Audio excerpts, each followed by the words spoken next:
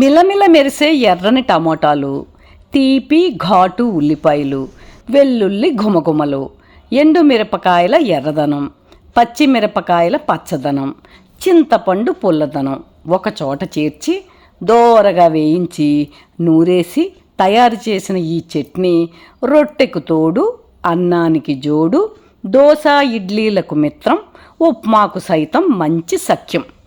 తాలింపుల ఘుమఘుమలతో ఏదైనా ఒకటికి రెండు తినడం తథ్యమండి. ఇదండి నేను చేస్తున్న వెల్లుల్లి ఉల్లి టమాటా చట్నీ.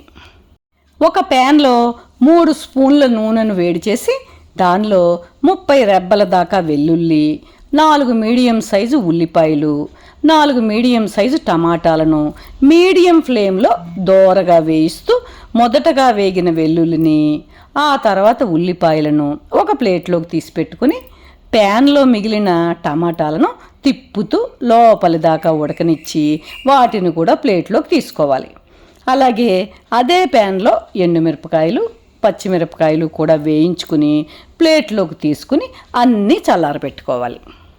వీటన్నింటినీ మిక్సీ జార్లో వేసి చిన్న నిమ్మకాయ అంత చింతపండు, చిన్న బెల్లం ముక్క, తగినంత ఉప్పు వేసుకుని కొంచెం బరకగా గ్రైండ్ చేసుకుని ఒక బౌల్లోకి తీసేసుకోవాలండి.